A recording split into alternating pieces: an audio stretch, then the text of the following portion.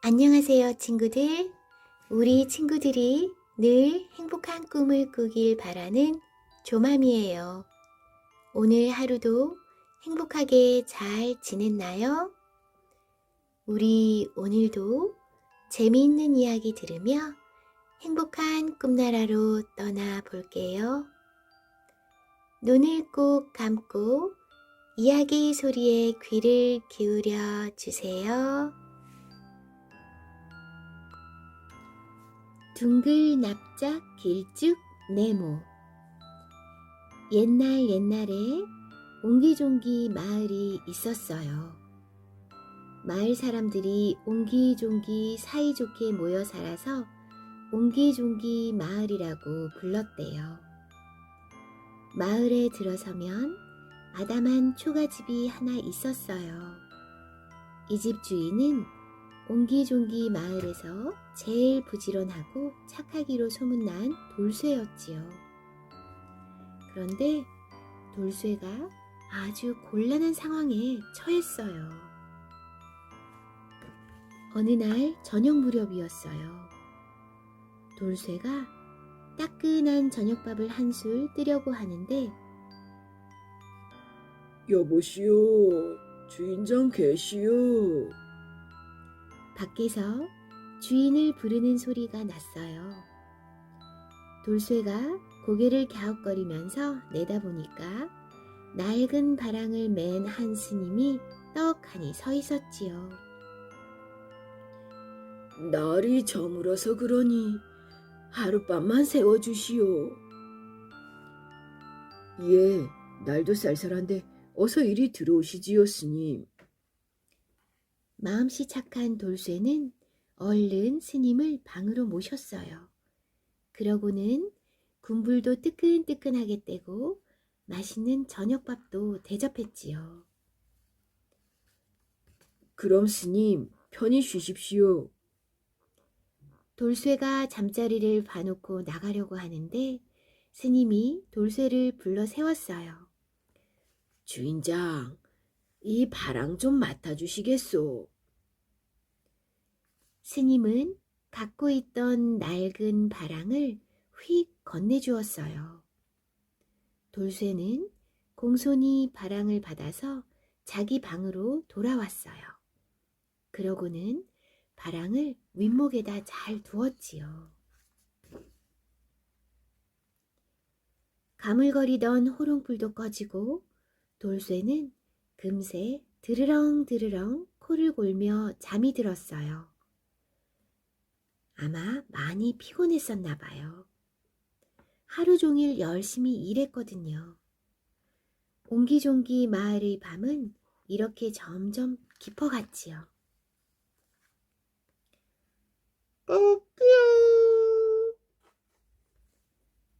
옹기종기 마을에 아침이 찾아왔어요. 집집마다 굴뚝에서 아침밥을 짓는 연기가 모락모락 피어올랐어요. 돌쇠도 일찍 일어나 정성껏 아침밥을 준비했지요. 조물조물 나무를 묻히고 보글보글 국도 끓이고 돌쇠네 조그마한 부엌에 고소한 냄새가 가득했어요. 아, 잘 먹었다. 스님은 그득한 아침밥에 구수한 숭늉까지 한 사발 배불리 먹고는 길 떠날 채비를 했어요. 돌쇠는 어젯밤 윗목에 두었던 바랑을 가지고 나와 스님에게 건네주었지요. 스님, 그럼 조심해 가십시오. 바랑을 받은 스님은 바랑 안에 손을 쓱 집어넣어 보더니 얼굴을 잔뜩 찌푸렸어요. 주인장, 이 바랑 안에 있던 물건은 어떻게 했소? 바랑 안에 있던 물건이라니? 돌쇠는 무슨 말인지 몰라 눈만 멀뚱거렸어요. 이 안에는 금덩이와 은덩이가 있었단 말이오. 시침이 떼지 말고 어서 내놓으시오. 이런, 스님이 돌쇠를 도둑으로 몰고 있었어요. 돌쇠는 기가 막혔어요. 금덩이와 은덩이라니요? 저는 모릅니다, 스님. 그러자 스님이 버럭 화를 냈지요. 이런 거짓말쟁이를 봤나? 아주 몹쓸 사람이로구먼. 잔말 말고 썩 내놓으시오. 한참을 옥신각신하던 스님과 돌쇠는 결국 사또를 찾아갔어요. 마을 사람들은 무슨 일인가 싶어 웅성웅성 관하로 모여들었지요. 옹기종기 마을에서는 좀처럼 다투는 일이 없었거든요. 그런데 아침부터 그것도 착하기로 소문난 돌쇠 집에서 큰 소리가 들리니 오죽 놀랐겠어요. 마을 사람들은 아침밥도 먹는 둥 마는 둥 관하로 몰려갔어요. 물론 돌쇠네 옆집 사는 꼬마 용이도 졸졸 어른들을 따라갔지요. 스님과 돌쇠의 이야기를 들은 사또가 귀찮다는 듯 물었어요. 스님은 은덩이와 금덩이가 어디서 났소? 그러자 스님은 막힘없이 술술 대답했지요. 마치 미리 준비라도 해둔 것처럼 말이지요. 이래전에 감나무골에 사는 최부자가 시주한 것이옵니다. 그 순간 어른들 틈에 끼어있던 용이가 눈을 반짝거렸어요. 감나무골의 욕심쟁이 최부자라고? 사또가 큰 소리로 명령했어요. 여봐라, 지금 당장 감나무골에 최부자를 데려오너라. 관하로 불려온 최부자는 스님과 슬쩍 눈짓을 주고받았지요. 사또가 최부자에게 물었어요. 이 스님에게 금덩이와 은덩이를 시주한 적이 있소? 네, 사또. 이래전에 제가 시주를 했습지요. 돌쇠는 너무 억울해서 눈물이 핑 돌았지요. 여봐라, 당장 돌쇠를 옥에 가두어라. 마을 사람들은 착한 돌쇠가 옥에 갇히게 되자 발을 동동 구르며 안타까워했어요. 하지만 별 수 있나요? 사또의 명령이니 거역할 수도 없고. 포졸들이 우르르 달려들어 돌쇠를 막 끌고 가려는 순간이었어요. 사또나리, 제가 이 일을 다시 재판하게 해주세요. 용이가 손을 번쩍 들더니 소리를 쳤어요. 요 녀석 좀 보게나. 여기가 어디라고 감히 나서는 게냐.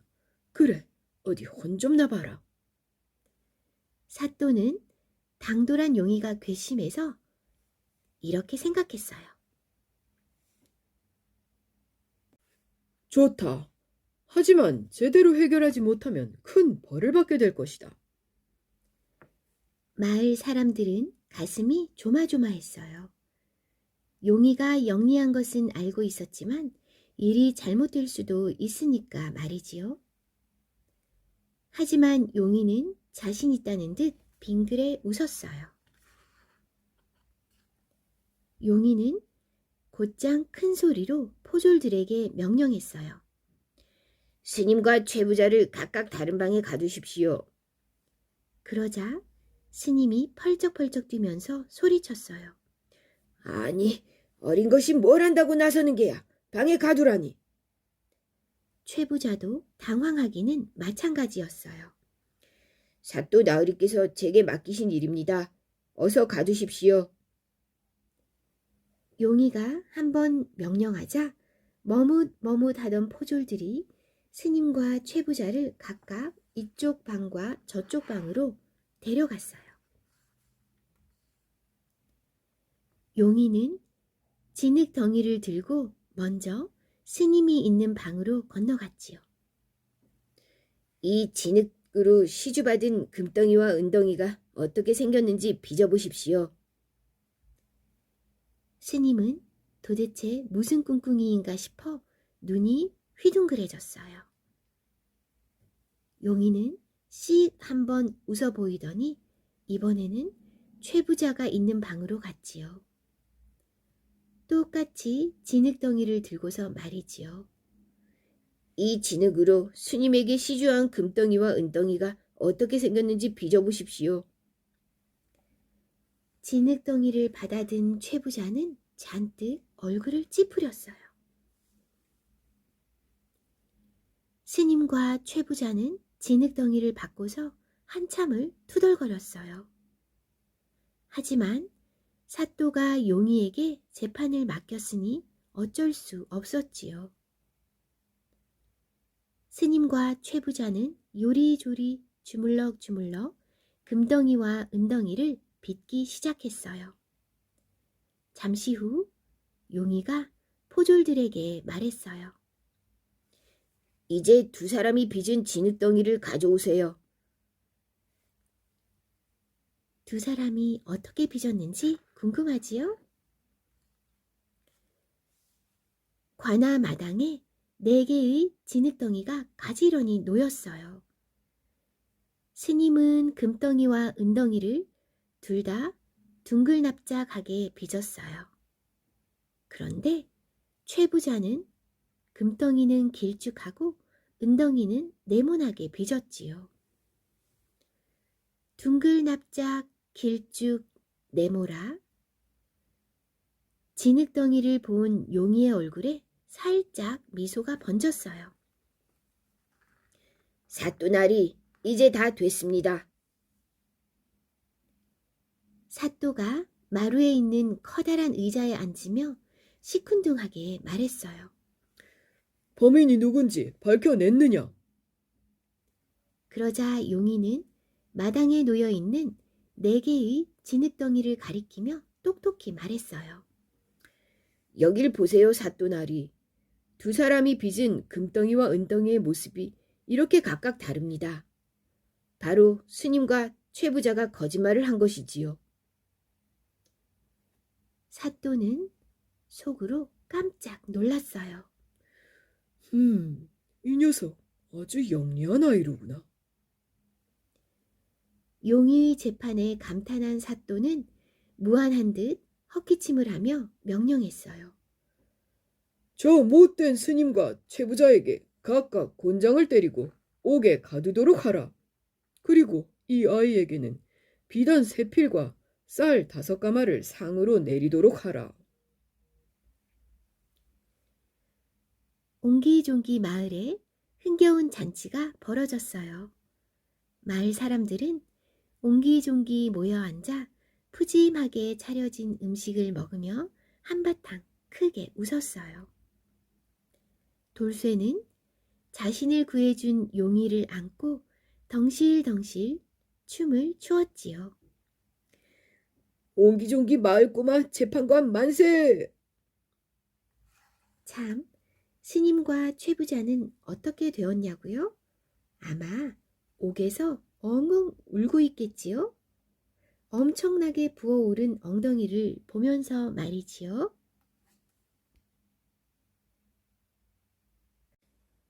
상제는 노래하고 종은 춤추고.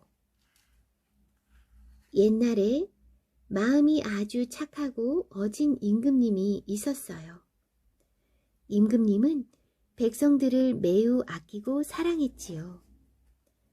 자나 깨나 어떻게 하면 백성들을 잘 보살필까 하는 생각뿐이었어요. 하루는 깜깜한 밤중에 몰래 궁궐을 나갔지요.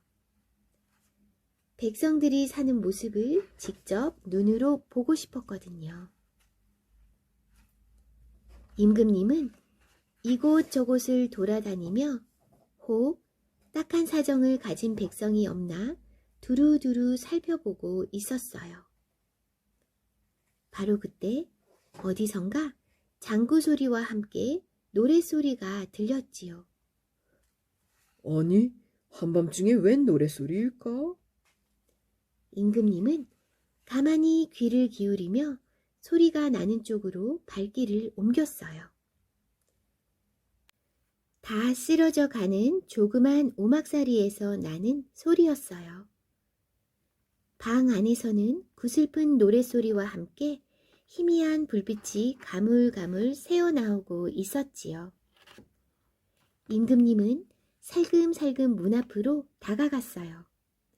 그러고는 뚫어진 문구멍을 통해 방 안을 엿보았지요. 그 순간 임금님은 깜짝 놀라서 눈이 휘둥그레지고 말았어요.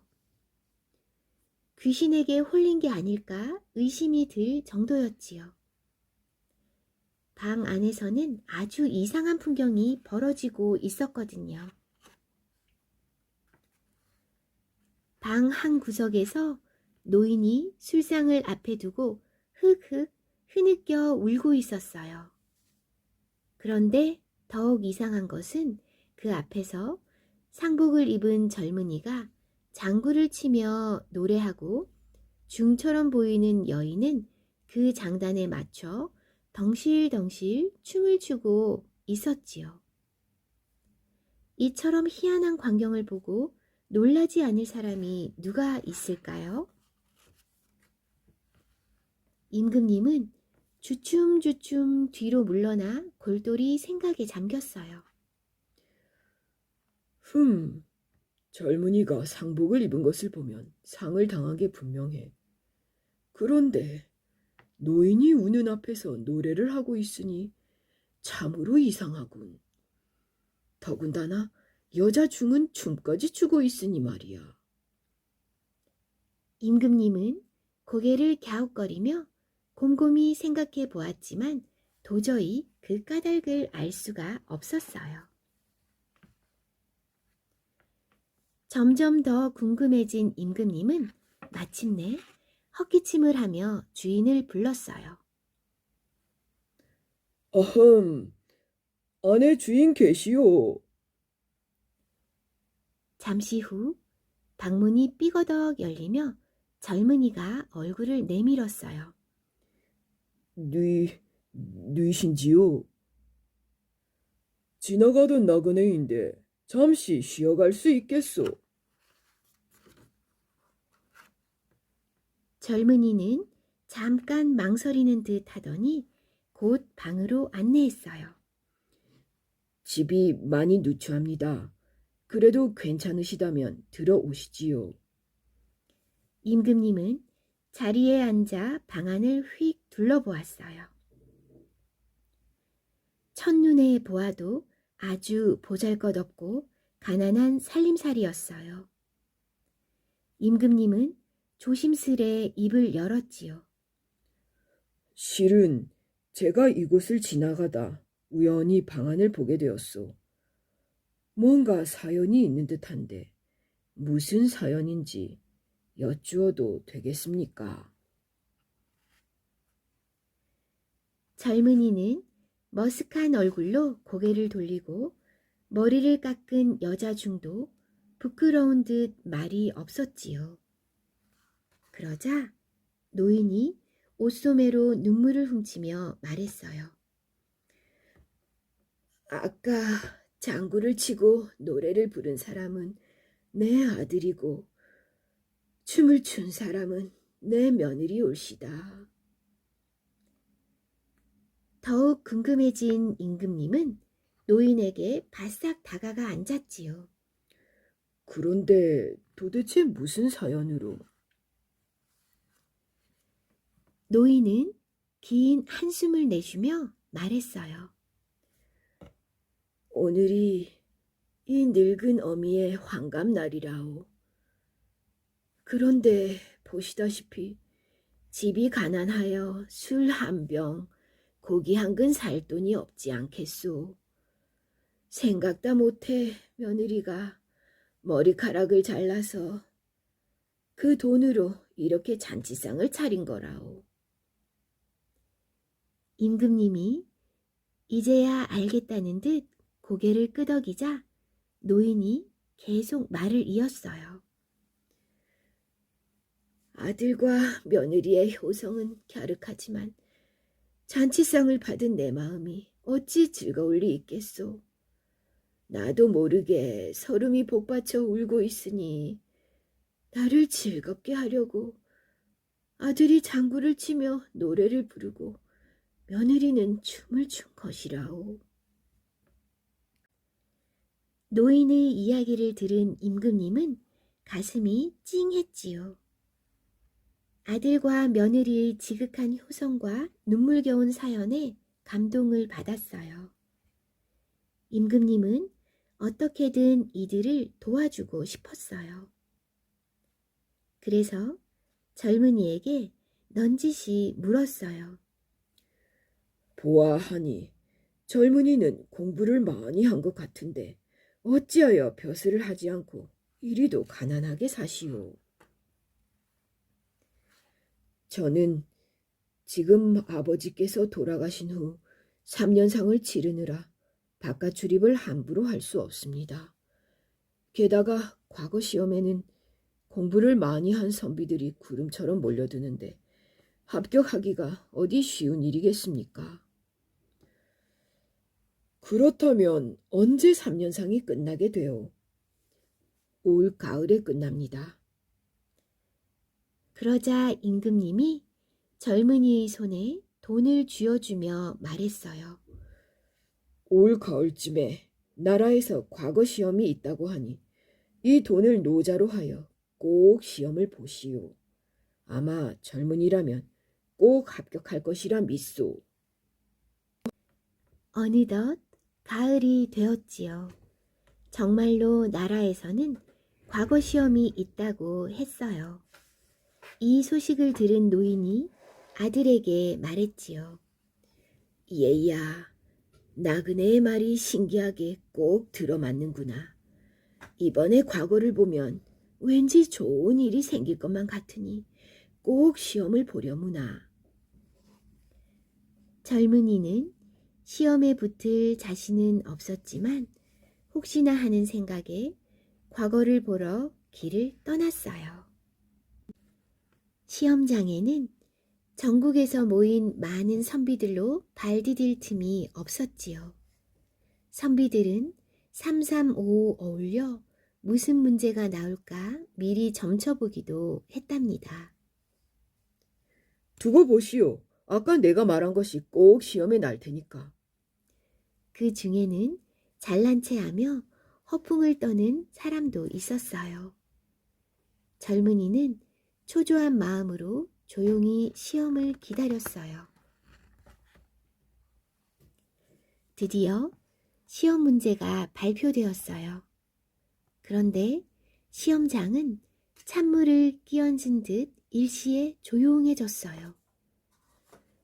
조금 전까지 자신만만한 얼굴로 시험을 기다리던 사람들도 얼굴이 새하얗게 변해버리고 말았지요.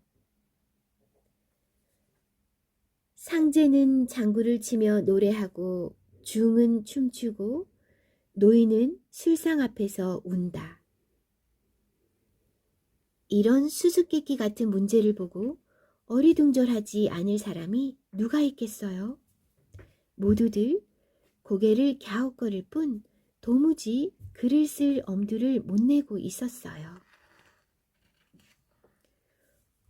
허허, 이것은 도무지 책에서 본 적이 없는데 어떻게 글을 지어야 한다? 이번에도 낙방하면 큰일인데. 사람들은 한숨을 쉬며 고개를 저었어요. 그런데 이때 문제를 보고 흠칫 놀라는 듯 하더니 붓을 드는 사람이 하나 있었지요. 바로 그 젊은이였어요. 젊은이는 거침없이 글을 써내려 갔어요. 시험 문제가 마치 자기 집안의 일을 그대로 옮겨놓은 것 같았으니까요. 글을 완성한 젊은이는 제일 먼저 시험지를 냈어요. 그러자 모두들 부러운 눈빛으로 젊은이를 바라보았어요.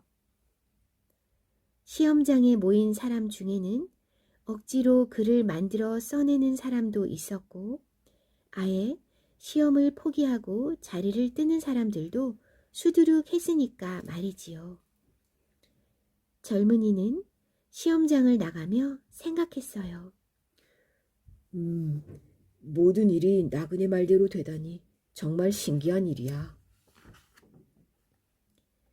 며칠 후 결과가 발표되었어요. 전국 방방곡곡의 내노라 하는 선비들을 제치고 젊은이가 당당하게 장원급제를 했지요. 젊은이는 임금님의 부름을 받고 그 앞으로 나갔어요.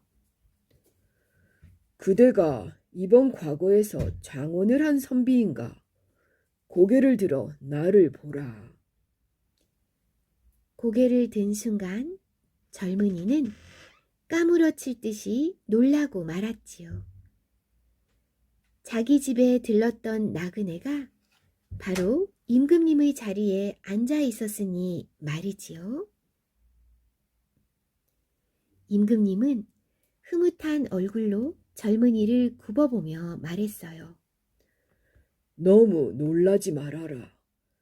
내가 지난번 그대의 효성을 보고 큰 감명을 받았도다.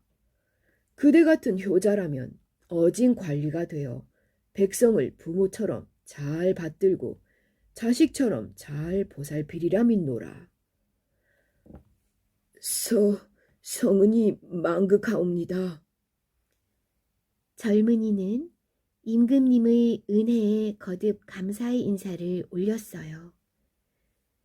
그 후 젊은이는 훌륭한 벼슬아치가 되어 어머니를 더욱더 정성스레 모시고 행복하게 잘 살았습니다.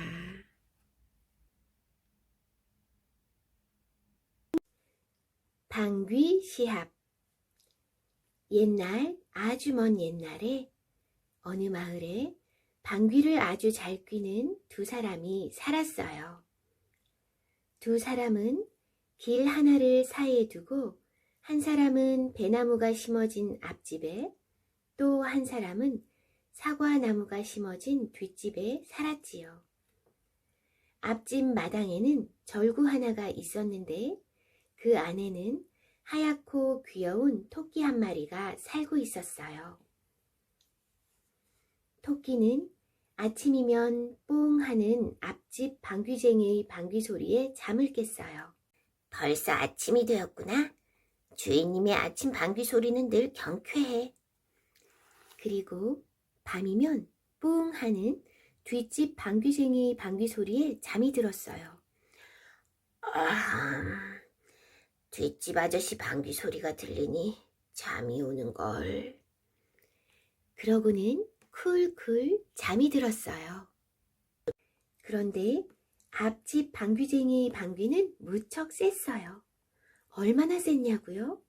한번 방귀를 뀌었다 하면 쩌렁쩌렁한 방귀 소리에 하늘 높이 훨훨 날던 새가 놀라서 뚝 하고 떨어졌어요. 그뿐이 아니에요. 방 안에서 뿡뿡 방귀를 뀌면 지붕이 들썩들썩하고 기둥이 흔들흔들했어요. 앞집 방귀쟁이는 방 안에서 방귀를 뀌고 싶을 때면 가족들에게 소리쳤어요. 뿡뿡 방귀 나간다. 조심해. 아이고, 방귀 맞기 전에 얼른 나가야겠다. 가족들은 방귀를 피해 집 바깥으로 주랭랑을 놓았지요. 앞집 방귀쟁이는 자기 방귀가 세상에서 제일 세다고 생각했어요. 뒷집 방귀쟁이의 방귀도 만만치 않았어요. 어느 날 뒷집 방귀쟁이는 나룻배를 타고 강을 건너가려고 했어요.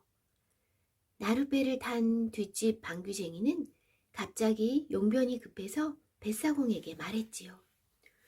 이보게 좀 더 빨리 갈 수는 없겠나?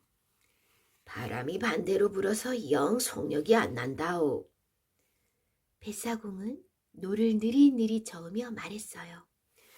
아이고 급하다 급해. 무슨 방법이 없으려나. 옳거니. 요리조리 생각하던 뒷집 방귀쟁이는 배 뒤편으로 가서 엉덩이를 쑥 내밀었어요.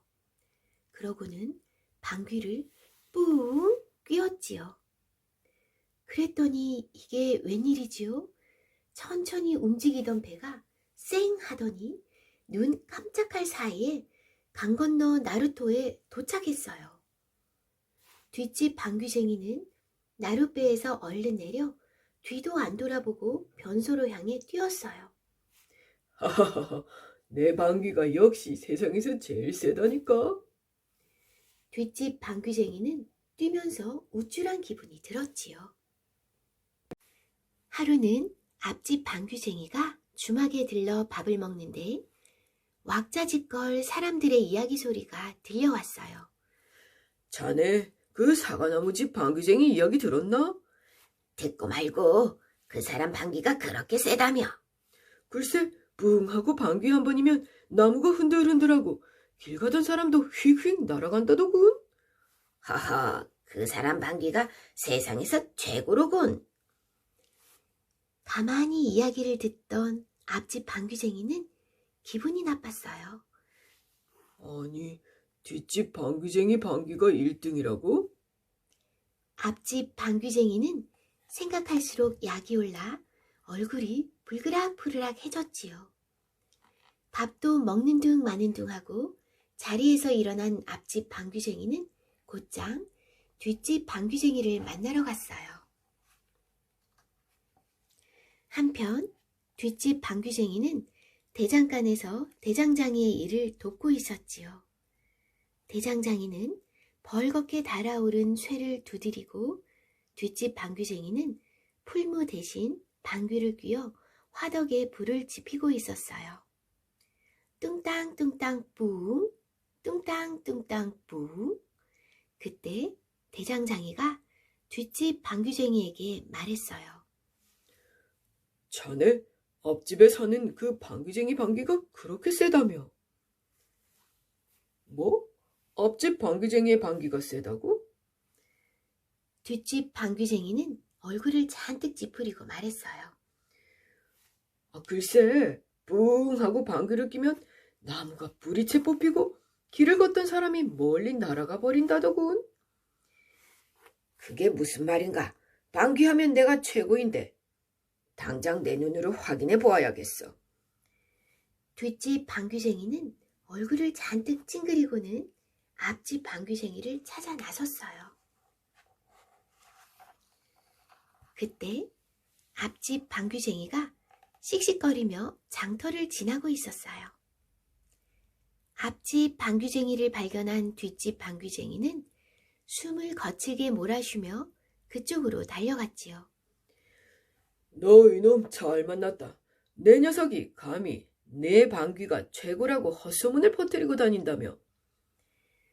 뒷집 방귀쟁이가 먼저 따졌어요. 그럼 내 방귀가 당연히 1등이지. 너야말로 내 방귀가 최고라며 허풍을 떤다지? 앞집 방귀쟁이도 지지 않고 맞섰지요. 그래, 좋아. 그럼 사람들 앞에서 시합을 해보자고. 좋아, 시합을 하자고. 두 방귀쟁이는 돌아오는 장날에 방귀 시합을 벌이기로 약속했어요. 두 방귀쟁이는 각자 집으로 돌아가자마자 밤낮을 가리지 않고 방귀 연습을 했어요. 앞집 방귀쟁이가 뿡뿡 하고 방귀를 뀌면 뒷집 방귀쟁이도 이에 질세라 뿡 하고 방귀를 뀌었어요. 두 방귀쟁이가 어찌나 방귀를 뀌어대던지 온 마을 지붕이 들썩들썩 움직이고 나무가 흔들흔들 거렸어요. 두 방귀쟁이의 집 앞을 지나가는 사람들은 방귀바람에 떠밀려 대굴대굴 굴려다녔지요. 저 두 방귀쟁이 때문에 살 수가 없네. 하지만 두 방귀쟁이의 방귀 때문에 가장 괴로운 건 절구 안에 사는 토끼였어요. 하루 종일 시끄러운 방귀 소리에 도통 잠을 잘 수가 없었거든요. 마침내 약속한 방귀 시합 날이 되었어요. 마을 사람들부터 이웃 마을 사람들까지 마을은 구경꾼들로 북적북적했어요. 그럼 시합을 시작해 볼까? 좋아, 나부터 공격하지. 앞집 방귀쟁이가 먼저 공격을 하기 위해 엉덩이를 쑥 내밀었어요. 겁없는 녀석, 내 방귀 맛 좀 봐라. 에잇! 앞집 방귀쟁이가 힘껏 방귀를 뀌었어요. 뿡, 뿡, 뿡. 그러자 뒷집의 사과나무에 주렁주렁 달려있던 사과들이 후드득 후드득 비처럼 떨어졌지요. 구경하던 사람들은 탄성을 지르며 너도 나도 박수를 쳤어요. 허허, 겨우 그 정도냐? 뒷집 방귀쟁이가 코웃음을 치며 앞집 방귀쟁이를 비웃었어요. 자, 이제 내 차례다. 내 방귀를 보고 벌벌 떨지나 말라고. 뒷집 방귀쟁이는 얼굴이 벌개질 만큼 힘을 주고 방귀를 뀌었어요. 뿡, 뿡. 그러자 앞집 배나무가 기우뚱하더니 탐스럽게 열려있던 배들이 눈처럼 우수수 떨어졌지요. 우와, 저 단단한 배가 우르르 떨어지는구먼. 구경하던 사람들이 환호하며 이번에는 뒷집 방귀쟁이에게 박수를 보냈지요. 다시 앞집 방귀쟁이의 차례가 되었어요. 흥, 내가 그렇게 호락호락해 보여. 자, 간다. 앞집 방귀쟁이는 훅 하며 숨을 들이마셨지요. 순식간에 앞집 방귀쟁이의 배가 올챙이 배처럼 볼록해졌어요. 그러고는 기다렸다는 듯이 방귀를 뀌었지요. 뿡뿡뿡, 뿡뿡뿡, 뿡뿡뿡뿡. 우르르 쾅쾅 천둥을 치는 듯한 소리가 사방으로 울렸어요. 그때 구경하던 한 아이가 소리쳤어요. 어머니, 저기 보세요. 우리 집이 날아가고 있어요. 아이가 가리킨 쪽으로 초가집 한 채가 먼 산으로 훨훨 날아가고 있었어요. 에이구 머니나, 이를 어째. 사람들은 너무 놀라 벌어진 입을 다물지 못했지요. 뒷집 방귀쟁이도 이제 제법 긴장했나 봐요. 갑자기 제자리에서 펄쩍펄쩍 뛰면서 궁둥이를 이리저리 흔들어댔어요. 그러더니 자기 손으로 엉덩이를 찰싹 때렸어요. 그러자 엉덩이 사이에서 방귀가 쉴 새 없이 터져 나왔어요. 뿡뿡뿡, 뿡뿡뿡, 뿡뿡뿡뿡. 벼락을 치는 듯한 소리가 들리자 사람들은 몸을 움찔움찔거리며 환호하던 입을 꾹 다물었어요. 네, 네. 갑자기 저 멀리서 소 울음소리가 들렸지요. 소리나는 곳을 보니 뒷산에서 풀을 뜯던 황소가 하늘로 날아가더니 구름 속으로 호련히 사라졌어요. 방귀 시합은 날이 저물도록 끝나지 않았어요. 구경하던 사람들은 지쳐서 집으로 모두 돌아갔지요. 구경하던 사람들도 힘이 드는데 하루 종일 방귀를 뀌어댄 두 사람은 얼마나 힘이 들겠어요? 이봐, 이제 지치지. 이쯤에서 포기해. 앞집 방귀쟁이가 말했어요. 그게 무슨 소리야? 나는 아직 쌩쌩하다고. 너야말로 포기하시지. 난 아직 거뜬해. 너 정도는 충분히 이길 수 있다고. 너야말로 포기하시지. 두 방귀쟁이는 절대 질 수 없다는 생각에 계속해서 방귀를 주거니 받거니 뀌어댔어요. 날이 저문 마을에는 뿡뿡 방귀 소리만 끊임없이 이어졌지요. 자, 이제 그만 항복하지. 자네가 아무리 그래도 내 방귀가 최고라네. 뒷집 방귀쟁이가 숨이 찬 목소리로 허걱거리며 말했어요. 어림없어. 누가 뭐래도 내 방귀가 제일이지. 앞집 방귀쟁이는 힘이 빠진 다리를 잡고 대답했어요. 그 말을 듣고 화가 난 뒷집 방귀쟁이는 앞집 방귀쟁이를 골탕 먹이려고 주위를 두리번 거렸지요. 옳지. 저 집에 토끼 한 마리가 절구 속에 있다고 했지. 뒷집 방귀쟁이는 다시 힘을 모아 앞집 방귀쟁이의 마당을 향해 뿡뿡 방귀를 뀌어댔어요. 그러자 절구가 획 하고 하늘로 솟구치지 뭐예요. 그것도 모르고 토끼는 방귀 소리를 자장가 삼아 절구 안에서 쿨쿨 자고 있었어요. 별빛이 손끝에 닿을 정도로 절구가 하늘 높이 올라갔을 때였어요. 으슬으슬 추워진 토끼가 잠에서 깨어났어요. 절구 속 토끼는 깜짝 놀라 주위를 두리번거렸어요. 아니, 여기가 어디야? 절구 밖을 내다보니 저 아래 두 방귀쟁이가 콩알만하게 보이는 거예요.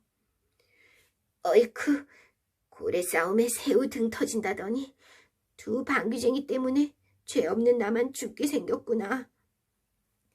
토끼는 한숨을 쉬며 울상을 지었어요. 그때였어요.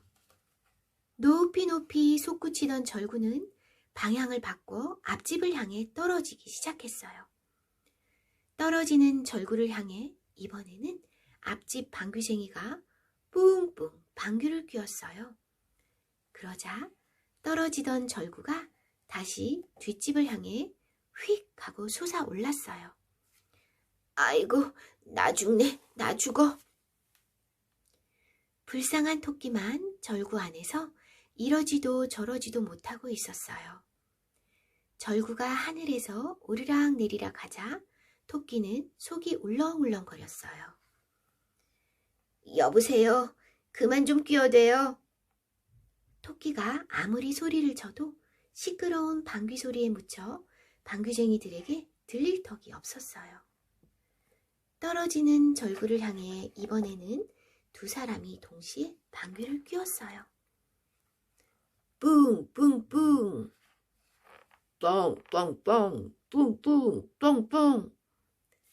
그러자 절구가 가운데서 멈추더니 갑자기 위로 끝이 없이 솟아올랐어요. 그러고는 까마득한 밤하늘 속으로 사라져 버렸지요. 지칠 대로 지친 두 방귀쟁이는 그 자리에 털썩 주저앉고 말았어요. 아이고, 아이고 힘들어. 이제는 도저히 못하겠다. 이러다가 내가 죽겠어. 방귀가 사람 잡네 그려. 두 방귀쟁이는 몸을 가누지 못하고 풀썩 바닥에 쓰러졌지요. 그런데 사라진 절구와 토끼는 어떻게 되었냐고요? 토끼를 태운 절구는 달 한가운데 떨어졌어요. 토끼는 아무도 없는 곳에 절구와 함께 덩그러니 남겨졌지요. 그 이후로 토끼는 심심할 때면 방귀 시합을 떠올리며 떡방아를 찢는데요. 쿵덕쿵덕 쿵덕쿵덕 사이사이 방귀도 뀌면서 말이지요. 그런데 두 방귀쟁이는 아직도 방귀를 뀌냐고요? 아무렴이요. 더 연습한 뒤에 다시 시합을 할 거라며 아직도 방귀를 뀌고 있다지 뭐예요. 별주부 전. 옛날 깊은 바닷속에 용왕님이 다스리는 나라가 있었어요. 용왕은 으리으리한 용궁에서 살았지요. 밤낮 없이 나랏일을 살피던 용왕은 어느 날 덜컥 병이 나고 말았어요. 아이고, 온몸이 욱신욱신 쑤시는구나. 용왕은 시름시름 앓았어요. 이 일을 어떡하나. 큰일이네. 어떻게 해야지 내 병이 나을까. 신하들은 가장 용하다는 의원을 모셔왔어요. 용왕님이 기력이 많이 약해져 병이 나신 겁니다. 육지에 사는 토끼의 간을 드시면 나을 겁니다. 그 말을 듣자 용왕은 힘이 조금 나는 것 같았어요. 누구든 토끼의 간을 구해오면 큰 상을 내리겠노라.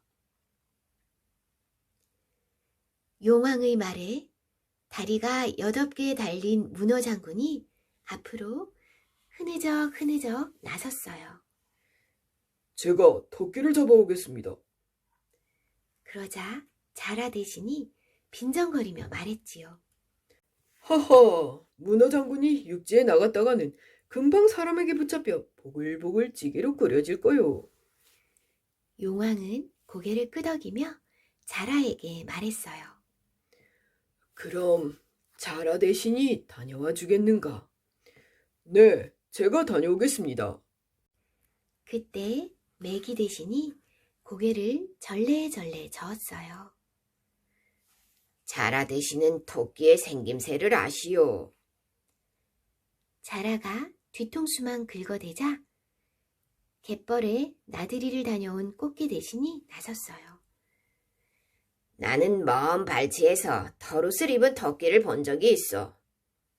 토끼는 귀가 쫑긋하고 앞다리는 짤막하고 뒷다리는 길쭉하지요. 꽃게는 종이 위에 쓱쓱 토끼를 그렸어요. 자라는 꽃게가 그려준 토끼 그림을 들고 첨벙첨벙 헤엄쳐서 육지로 올라갔지요.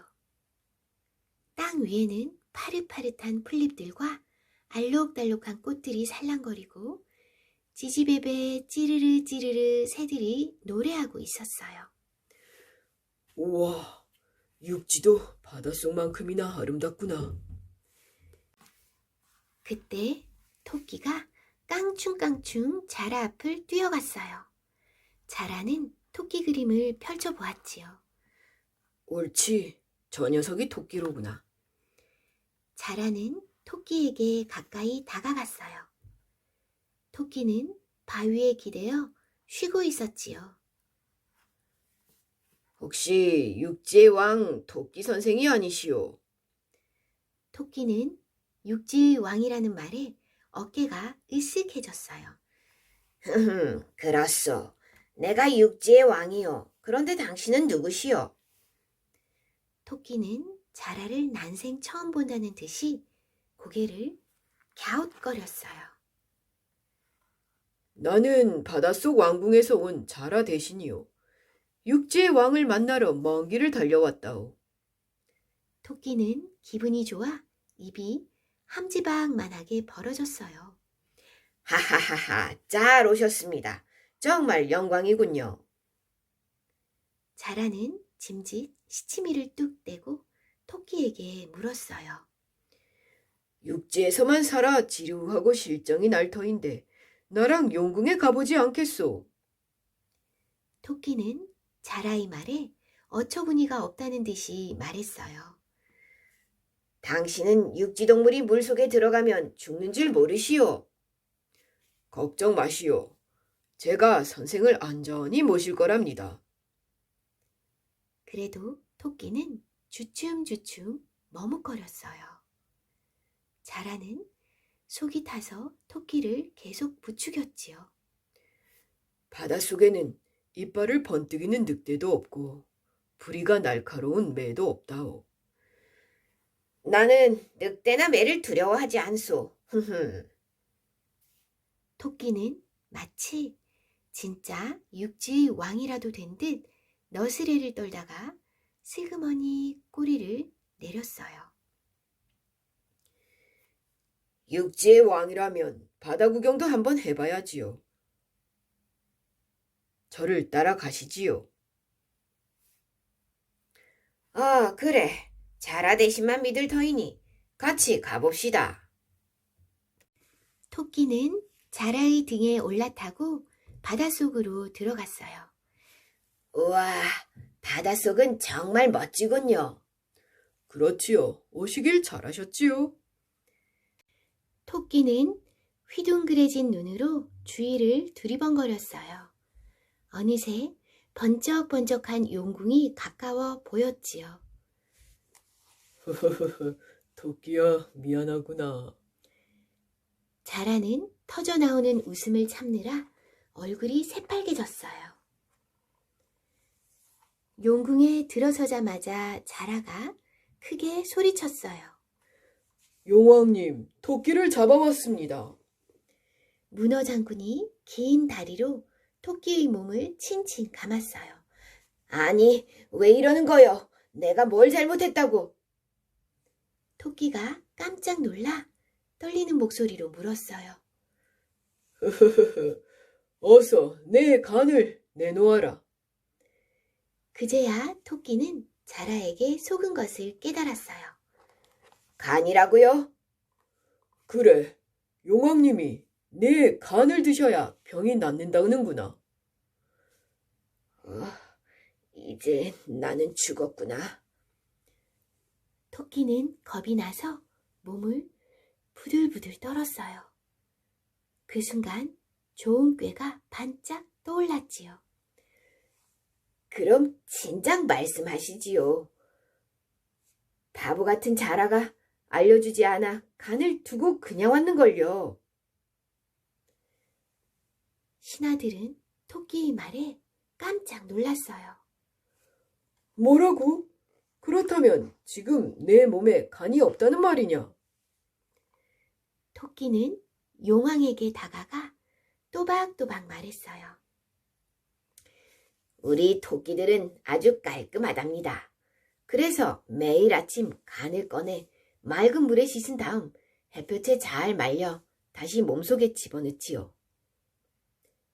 용왕은 토끼의 말을 선뜻 믿지 못했어요.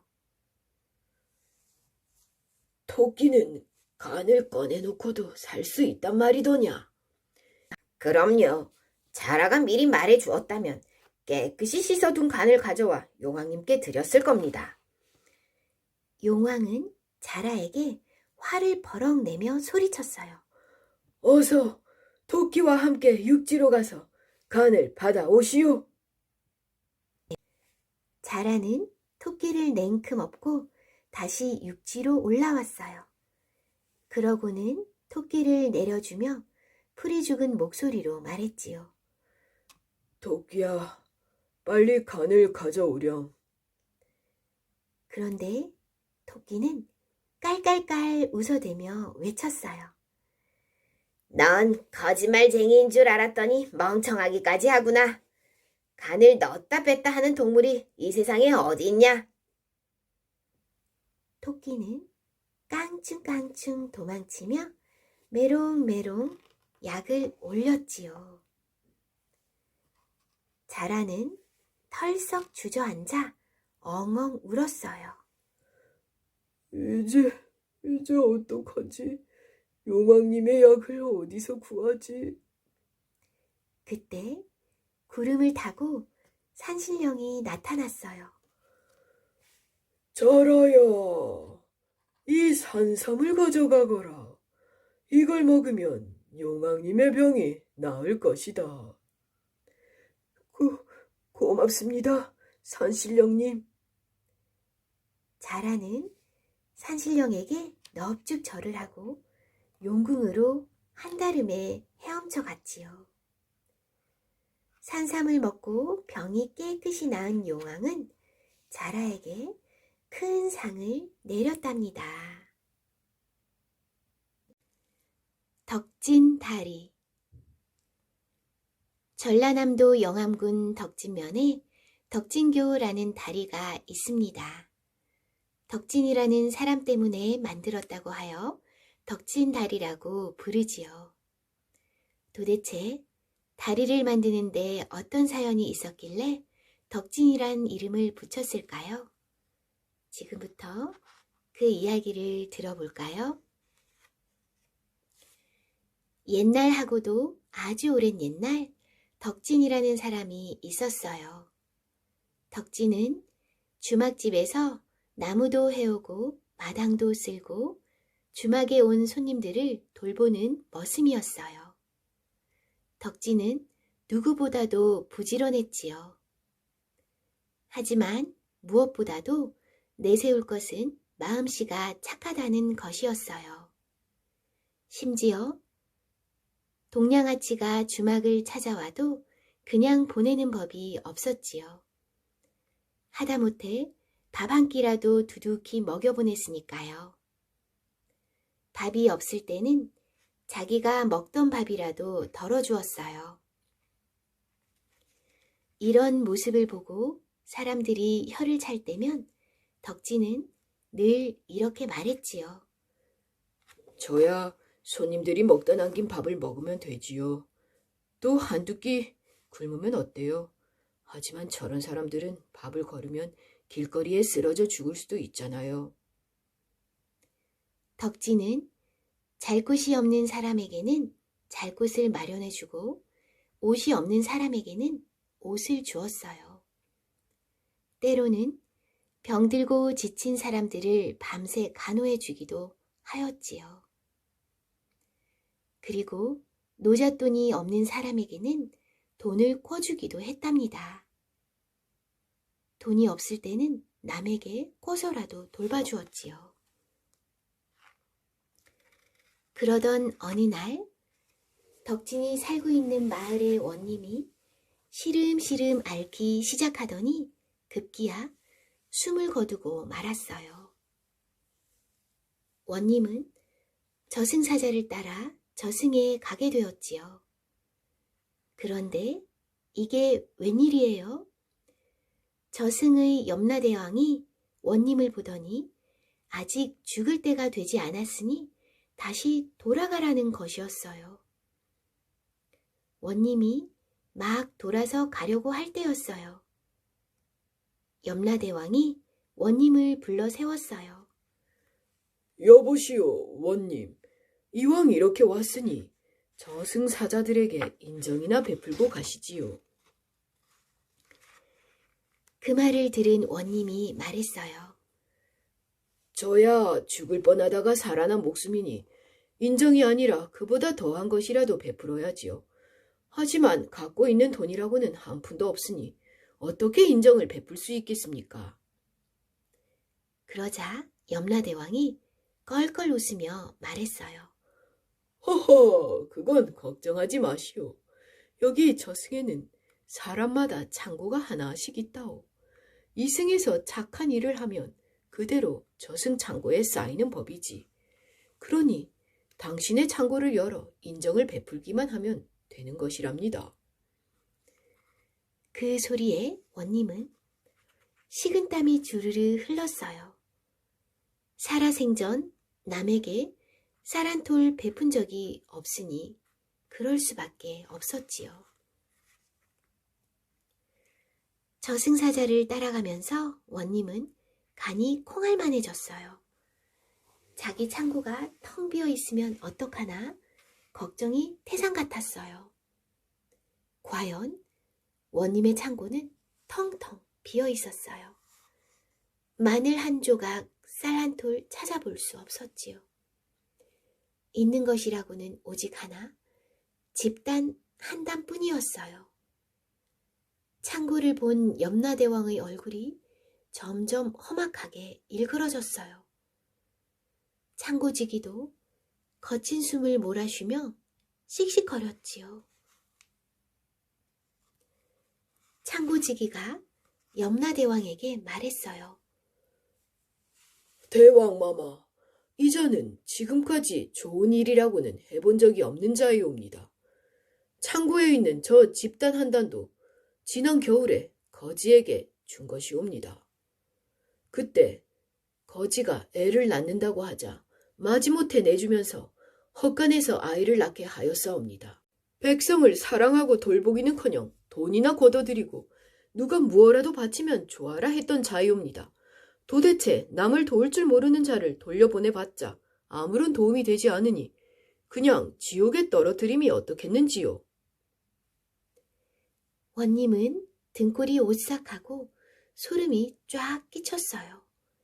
이러다가는 다시 돌아가기는커녕 지옥에 떨어질 게 분명했으니까요. 염라대왕이 탄식하며 말했어요. 허허, 사람이 겉보기에는 인정이 많게 생겼는데 어찌 이리 남에게 베풀지를 않았을꼬? 원님의 자리에 있으면 인정을 베풀 만한 일도 많았을 터인데 어찌 이리 창고가 텅텅 비었단 말인고. 하지만 약속은 지켜야 하는 법. 일단 돌려보내야 하니 우선 다른 창고를 빌려 인정을 베풀게 하고 이승으로 돌아가서 창고 임자를 찾아 갚게 하거라. 원님은 너무나도 기뻤어요. 이제 이승으로 돌아가면 누구보다도 착한 일을 많이 하며 살겠다고 마음먹었지요. 원님은 저승사자와 함께 옆에 있는 창고를 하나하나 열어보기 시작했어요. 그런데 참 딱한 일이지요. 마땅한 창고가 하나도 보이지 않으니 말이지요. 부자의 창고도 가득 차 있을 줄 알았는데 변변하게 쌓여 있는 것이 없었어요. 원님은 점점 실망하여 이러다가 영영 돌아가지 못하는 게 아닌가 더럭 겁이 났어요. 가까스로 마음을 진정하며 마지막 창고를 열었어요. 다행히 그 창고에는 곡식이 그득했어요. 곡식뿐 아니라 여러 가지 옷이며 돈이며 없는 게 없었지요. 어허, 이건 누구의 창고란 말인가? 원님은 이렇게 중얼거리며 서둘러 창고 앞에 붙어있는 문패를 보았어요. 원님은 너무 놀라 비명을 지를 뻔했어요. 문패에는 덕진의 곡간이라고 적혀 있었기 때문이지요. 원님은 자기 눈을 의심하며 문패를 보고 또 보았어요. 그러나 아무리 눈을 씻고 봐도 틀림없는 덕진의 곡간이었지요. 아니, 덕진이라면 주막집에서 일하는 머슴이 아닌가? 원님은 너무나 기가 막혔어요. 천하디 천한 머슴에다가 배운 것도 없고 가난하기 이를 데 없는 덕진의 창고는 가득 차 있고 자기의 창고는 텅텅 비어 있다니. 원님은 너무나 부끄러웠어요. 원님은 염라대왕에게 말했지요. 덕진의 창고를 빌려서 인정을 베풀고 가게 해주십시오. 돌아가면 반드시 갚겠습니다. 이렇게 해서 원님은 덕진의 창고에 있는 곡식을 빌려 저승사자들에게 두루 인정을 베풀었지요. 덕분에 원님은 무사히 살아서 돌아왔어요. 이승으로 돌아온 원님은 그날로 덕진을 불렀어요. 원님이 부른다는 소리를 듣고 덕진은 걱정이 되었어요. 무슨 일로 부르시는 거지? 내가 뭐 잘못한 일이라도 있나? 이런 생각을 하며 부하들을 따라갔어요. 덕진을 보자 원님은 버선발로 뛰어나왔어요. 그러고는 가장 좋은 자리에 앉으며 이렇게 말했지요. 내 자네에게 큰 신세를 졌다네. 덕진이 놀라 눈이 휘둥그레졌어요. 그게 무슨 말씀이신지요? 저에게 신세를 지시다니요. 당치도 않으신 말씀입니다. 허허, 아닐세. 이제 그 빚을 갚으려 하니 쌀 몇백 석이라도 좋으니 뭐든 말해보게나. 원님이 저승에 다녀온 이야기를 들려주자 덕진은 더더욱 놀라서 할 말을 잃었어요. 원님, 저는 무슨 말씀이신지 통 모르겠습니다. 사정이 딱한 사람들에게 기껏 밥 한 끼 준 것뿐입니다. 그것도 제가 좋아서 한 일이니 저는 받을 게 없습니다. 어허, 그게 무슨 말인가? 내 염라대왕과 약속한 것이 있으니 약속을 지키게 해주게나. 안 될 말씀이십니다. 저는 한 푼도 받을 게 없습니다. 원님이 아무리 타이르고 얼러도 덕진은 듣지 않았어요. 원님은 주겠다 하고 덕진은 못 받겠다 하며 실랑이가 계속되었지요.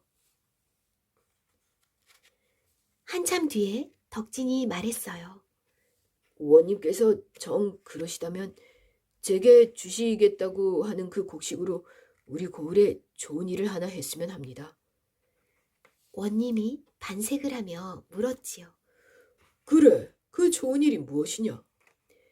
마을에 다리가 하나 있었으면 합니다. 조금만 비가 와도 물이 넘쳐 다닐 수가 없고 농사를 망치기 일쑤이오니 이번에 다리를 놓으면 어떨런지요? 오호! 자네 뜻이 정 그렇다면 다리를 놓자꾸나. 대신 다리 이름은 자네 이름을 따서 덕진다리라고 하지.